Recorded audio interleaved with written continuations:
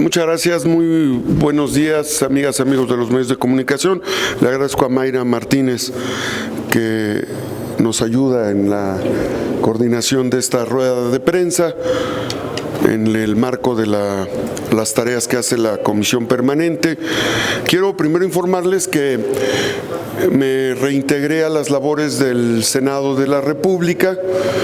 En este momento es una fase electoral que se llama intercampaña. No hay campaña en el caso estatal, pero para mí es muy importante informarles que estamos preparando un paquete de iniciativas que vamos a plantear en el mes de febrero. Nosotros hemos decidido, mi equipo, integrarnos en el mes de febrero a la actividad legislativa en el último periodo de la legislatura, de esta segunda legislatura del Senado que nos ha correspondido a nosotros, y he preparado un paquete de temas que consideramos importantes. Solo estaré en el mes de febrero, por eso quiero aprovechar estas semanas para irles informando los temas que vamos a ir abordando. Primero quiero transmitirles que apoyaremos desde el Senado los planteamientos que ha hecho el presidente de la República con respecto a la iniciativa que va a dar continuidad al tema de la Guardia Nacional. Nosotros al caminar en Puebla nos damos cuenta de que el principal tema que le preocupa a las y los poblanos, a los ciudadanos en general, es consolidar la tarea en materia de seguridad. Y si bien la Guardia Nacional ha logrado, sin duda, resultados, necesitamos consolidar y fortalecer las policías estatales y la coordinación con las policías municipales. En otros países del mundo, la Guardia Nacional tiene más de 100 años de vida institucional. En México apenas tiene 5 años y se han dado pasos extraordinarios. Pero no basta con las capacidades de la Guardia Nacional, necesitamos coordinación. Y dentro de las iniciativas que yo voy a presentar acompañando esta iniciativa del presidente, será la de fortalecer la coordinación entre los 3 órdenes de gobierno en materia de seguridad: federal, estatal y municipal. Y también lo que tiene que ver con el Poder Judicial. Los temas del Poder Judicial son fundamentales en los 3 órdenes porque necesitamos que la puerta giratoria, que sigue siendo uno de los principales problemas cuando se detiene a un delincuente, se desactive esa puerta giratoria que libera a los delincuentes una vez que son detenidos por las instituciones de seguridad. Otro de los temas centrales que vamos a estar atentos con respecto a esta etapa tiene que ver con la Ley General de Aguas. Esta iniciativa que está en el Senado de la República busca que el derecho humano al agua se consolide. El agua no se puede seguir viendo como una mercancía. Si seguimos viendo al agua como una mercancía, se le da prioridad al negocio que representa el agua, cuando el agua es un insumo fundamental para la vida humana y es un insumo fundamental para las actividades productivas primarias y para el desarrollo industrial de nuestra nación. Así es que este es un tema fundamental que tiene que ver con la distribución equitativa y justa del agua, asequible, que es como lo establece el artículo 4 constitucional.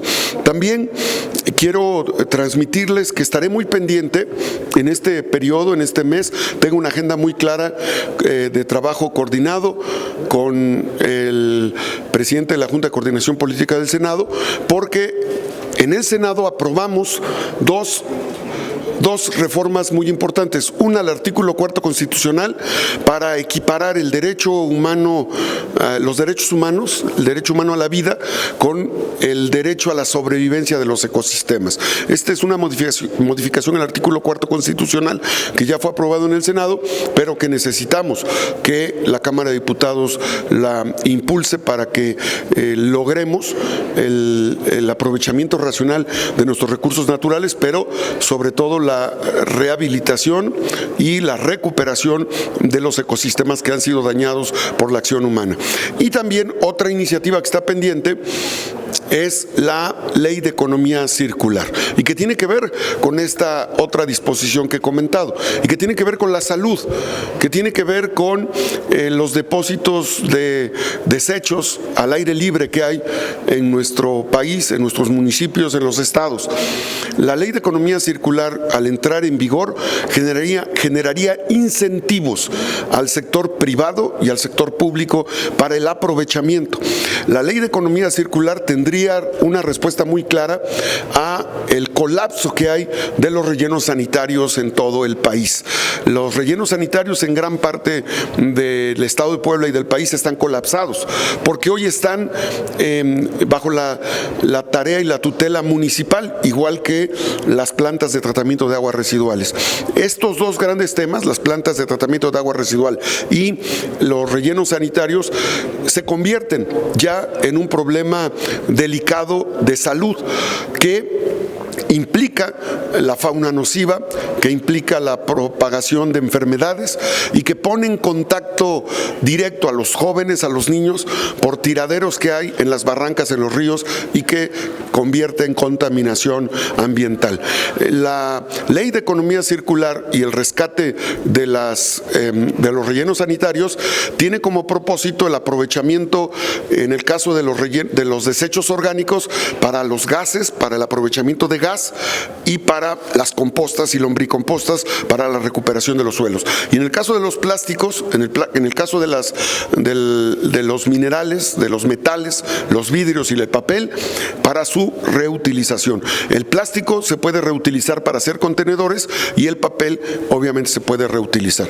Este es un tema muy importante que estaremos abordando en las siguientes semanas con ustedes y que significarán la ruta de iniciativas, exhortos y seguimiento a la agenda que traemos en el Senado de la República, y que para nosotros es muy importante plantearla durante el mes de febrero. Esos serían mis comentarios, Mayra, para rogarte, si eres tan gentil, de ayudarnos a coordinar si hubiera alguna pregunta por parte de las y los integrantes de los medios de comunicación. Es de Carlos Guzmán, ABA Noticias, Veracruz. Senador, buena tarde. Pues preguntarle de esos temas, obviamente en intercampaña pues no puede comentar gran cosa por el tema de la ley electoral, pero preguntarle de esto que acaba de anunciar, de esas iniciativas que están pendientes.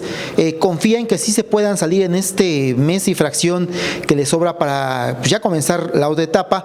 Y en especial la que tiene que ver con el tema del agua. En una cena de estas de fin de año, con una de las aspirantes presidenciales platicábamos, y justamente ese tema del agua le interesa sobremanera. ¿Por qué? Porque en máximo 10 años pues va a ser prácticamente un bien escaso en el país por la cuestión de del tema de las cuencas hidrológicas que ya están sobreexplotadas. Pero es preguntarle si ya el avance que tiene en el Senado de la República esta iniciativa, y también el tema de la economía circular, ya son suficientes para que se pueda finalmente concretar, y que en cuanto usted pase a la otra etapa, pues finalmente ya se puedan hacer una realidad, senador. Es muy importante esto, Carlos, porque la Ley de Economía Circular y elevar a rango constitucional el derecho a la vida de los ecosistemas es fundamental, porque implica incentivar una serie de mecanismos financieros y reglamentarios para que en nuestro país se respeten los ecosistemas, se rehabiliten, se reconstruyan, se rescaten. Y esto va de la mano de los compromisos que tiene México con el mundo. En el propósito de Naciones Unidas 2030, los objetivos del milenio 2030, está muy claro la ruta que tenemos que seguir para el 2030 y tiene que ser contundente. Por eso, elevar al rango constitucional el derecho a la vida del planeta, de los ecosistemas, tiene que ver con el uso racional y tiene que ver de la mano con la economía circular. Entonces, son dos iniciativas que la verdad es que estamos pidiendo el apoyo, el auxilio de varios diputados federales, como el diputado Raimundo Atanasio y otros más de Puebla, del propio diputado Ignacio Mier y de todos ellos, para que nos ayuden a lograr que aquí en la Cámara de Diputados se aprueben estas dos grandes reformas que son para establecer un marco normativo mucho más claro de respeto al planeta. Luego hay muchos foros, hay encuentros internacionales de cuidado al medio ambiente, pero no se toman acciones muy concretas.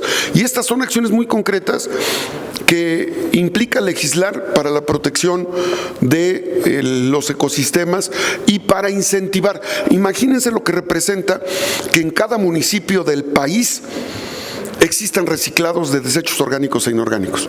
Imagínense lo que representa que haya incentivos para que empresas se dediquen a recoger todos los plásticos que hay en las barrancas y en los ríos y los transformen en contenedores.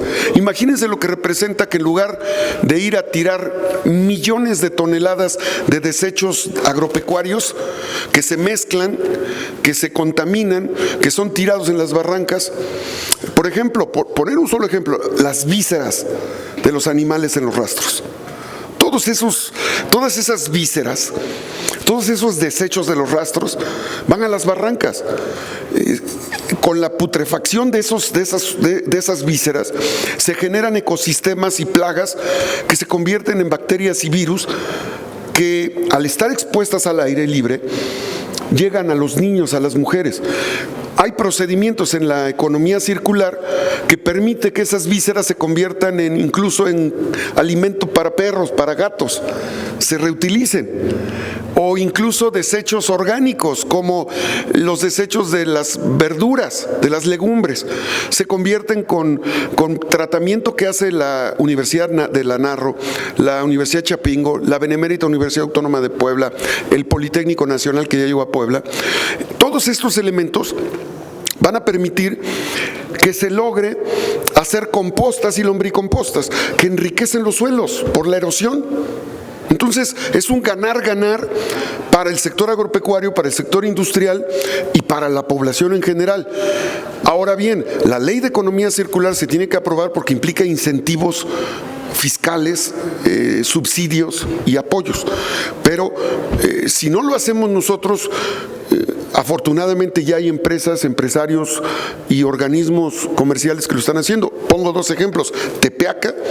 En Tepeaca, que es un mercado, un tianguis de los más grandes de América Latina, ya tienen un molino de PET y están transformando 50 toneladas de plástico a la semana que se recolectan en PET. O Huixcolotla, que es otro de los centros de acopio más grandes que hay en Puebla. 80 toneladas de desechos orgánicos ya se están convirtiendo en compostas y lombricompostas.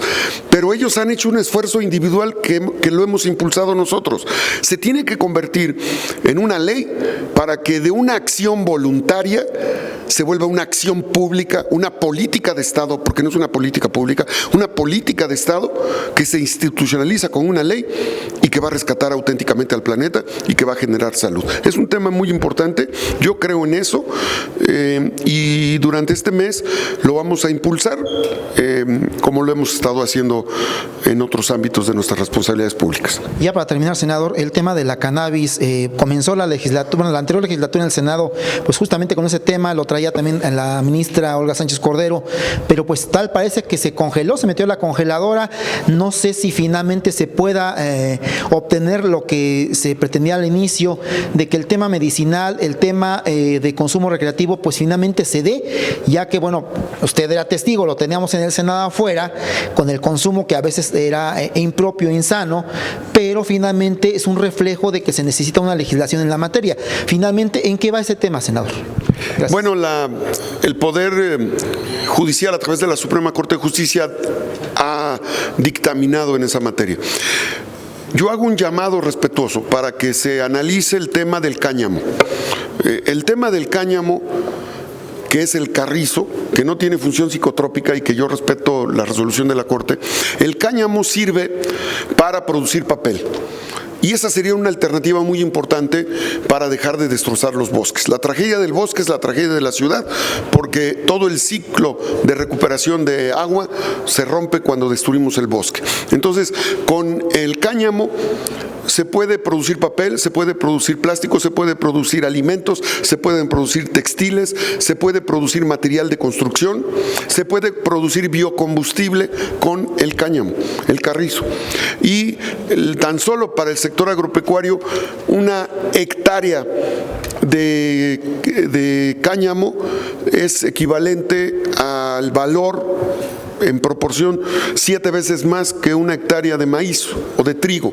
Entonces, en el sector agropecuario es importante para el productor y para el desarrollo industrial sería muy importante. Hay que valorarlo, hay que insistir en este tema, lo vamos a hacer con un sentido amplio de la importancia que puede representar para México el aprovechamiento del cáñamo, el carrizo del cáñamo para la producción industrial. En cuanto a la agenda legislativa, ya ves que el presidente ya anunció que van dos, lo del asunto de las pensiones en lo particular. Aquí la oposición vino a decir que es posible que se quieran apoderar de los recursos y de los ahorros de los trabajadores. ¿En ese sentido iría esta reforma, senador? ¿Te refieres a lo que quisieron interpretar con la desaparición de las Afores? Sí. Ajá. No, mira, hay una interpretación incorrecta que es una interpretación electoral. Es evidente que la oposición busca siempre en tiempo electoral darle un sentido distinto a lo que realmente se está planteando. Se tiene que analizar cómo se va a atender este tema que tiene que ver con la ruta demográfica del país. Desde el 2013, la pirámide poblacional se viene invirtiendo. Hacia el 2050, el segmento de población más grande vamos a ser los adultos mayores o los jóvenes con juventud acumulada. Entonces, este tema va a tener un significado muy importante porque las pensiones se multiplican. Y aquí lo que tiene que suceder es lograr una mayor aportación para poder incrementar y tener los fondos suficientes. Pero tiene que ver también con un asunto que implica una gran reforma hacendaria en ámbito federal, estatal y municipal. Es un tema muy complejo, pero nadie está hablando de apropiarse de los recursos de las Afores, solo que, bueno, pues para los seguidores de ese grupo, pues están en contra, simplemente. Pero como venga la iniciativa que todavía no la ven, si no recurren los requisitos a esta, ¿sí le cambiarán comas o también pasará tal cual como la manda el presidente? La vamos a revisar. Hay un proceso legislativo que atendemos, Félix, y que desde luego las comas, los acentos, los párrafos, los guiones, todo se atiende. Gracias. Siguiente pregunta, Sebastián Rivera, de República Diario. Sebastián, ¿verdad? Sí, gracias. Regresando al tema de las Afores, precisamente usted estaría a favor, tomando en cuenta que si regresamos al sistema previo de antes del 97, o sea, esto ya representaría un gasto, o sea, ya representa un gasto del 22% el gasto público del país. Entonces, esto significaría insostenibilidad pública en las finanzas. ¿Sería factible? O sea, ¿usted estaría a favor de esto? Es importante que se entienda, comentaba hace un momento Sebastián, que la pirámide poblacional se está invirtiendo y hay factores de la producción que participan. Hay que reconocerlo, ha hecho el presidente, hay que reconocer la voluntad del sector empresarial para incrementar las aportaciones y lograr beneficios a los trabajadores. Sí, en 2020 se llegó a un consenso con el sector privado que lleva las Afores para que los patrones aumentaran un poco más en esta unidad tripartita para las Afores. Ahora lo que se pretende es que el gobierno aporte más, pero esta aportación sería insostenible.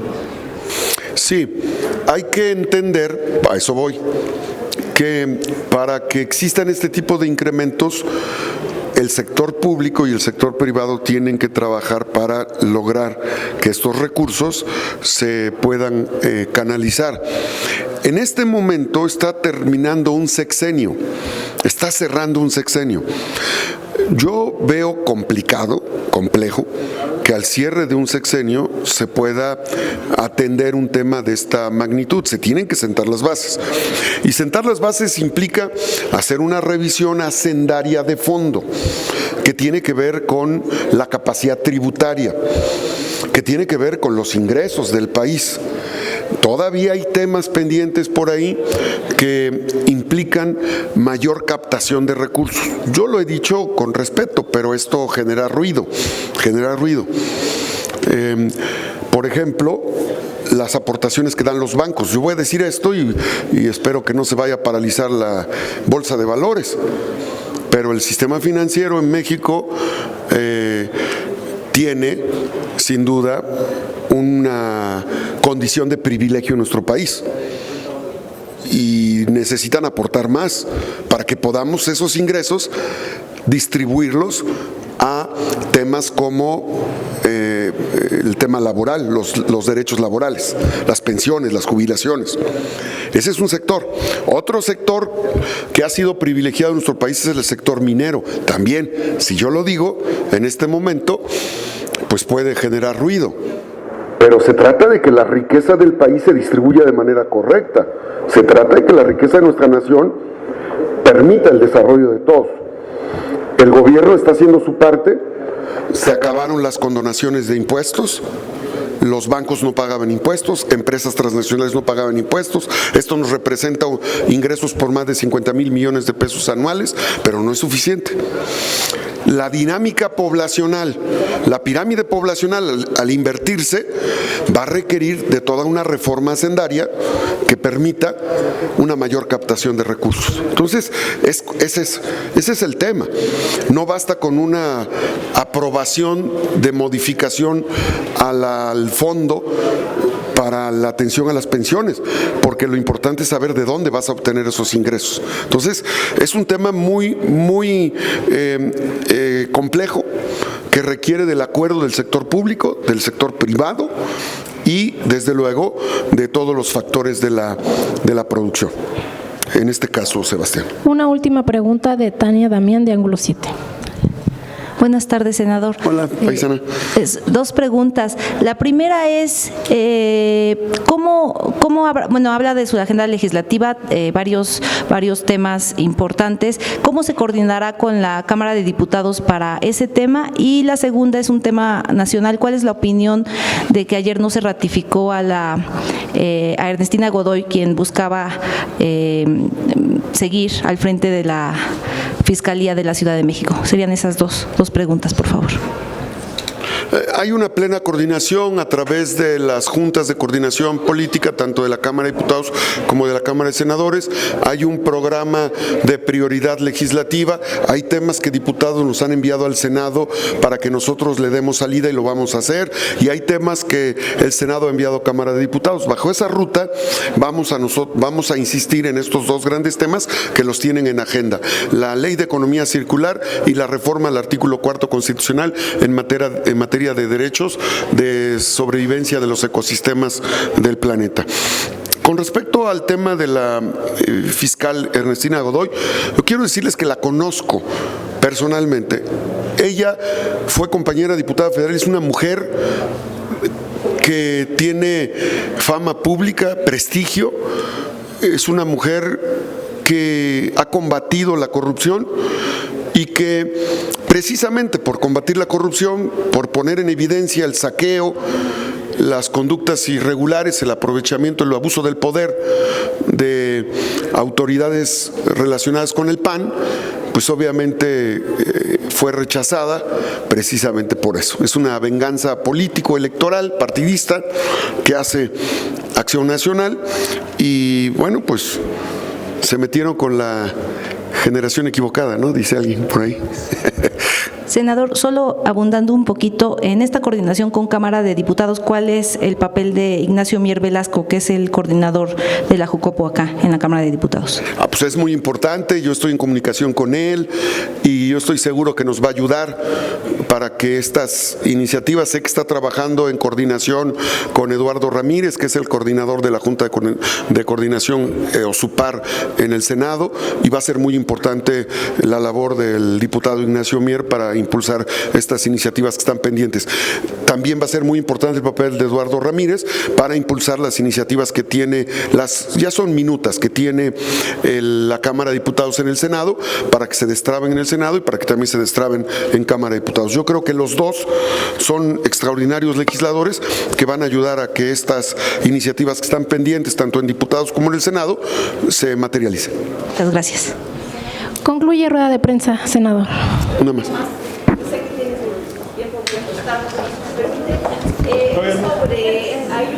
Hubo una ley para precisamente aumentar los precios de las bebidas endulzadas para el combate a la obesidad infantil.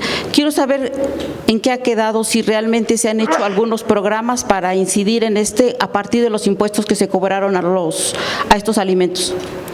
Sí, fue una propuesta que se hizo a la ley de ingresos para que el impuesto a las bebidas edulcoradas creciera.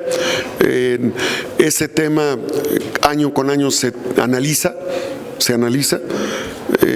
Es importante que se sensibilice a las empresas refresqueras, porque las empresas refresqueras tienen utilidades extraordinarias. Ellas siempre argumentan que un impuesto mayor puede generar afectaciones laborales. Yo respetuosamente creo que no. Sin embargo, es parte de esa responsabilidad social que debe de haber en las empresas. Y en la medida en que las empresas refresqueras entiendan que el gran problema de diabetes y de obesidad que tenemos en México en parte es por el abuso en el consumo de refrescos, en esa medida creo que sensibilizaremos para que su aportación sea mayor. O la otra, lo que yo he planteado es o aportan más impuesto para atender la salud, o cambiar la fórmula de cómo preparan sus bebidas edulcoradas, porque en la fórmula eliminaron el azúcar y agregaron edulcorantes. El edulcorante es un químico que tiene una afectación directa al sistema inmunológico. Tenemos estudios, por eso es que tengo el libro de la pandemia de los edulcorantes. Es un tema delicado. Pero entonces no hay un impuesto. Hay una aportación, sí hay un impuesto, claro, a las bebidas, lo hay, pero no es suficiente. Necesitamos atender en los próximos años ese tema. Lo hemos insistido, lo hemos hecho, es un asunto también de conciencia humana, porque hacer conciencia al ciudadano de que no consuma en exceso refresco implica también un acto de voluntad ciudadana, es un asunto social. Entonces, es un tema de fondo también. Es todo, senador. Gracias. Muchas gracias. No hay más Excelente preguntas. tarde a todas, a todos. Gracias. Y te agradezco mucho, Mayra, y a todo el equipo de la Cámara de Diputados por su generosidad y su atención.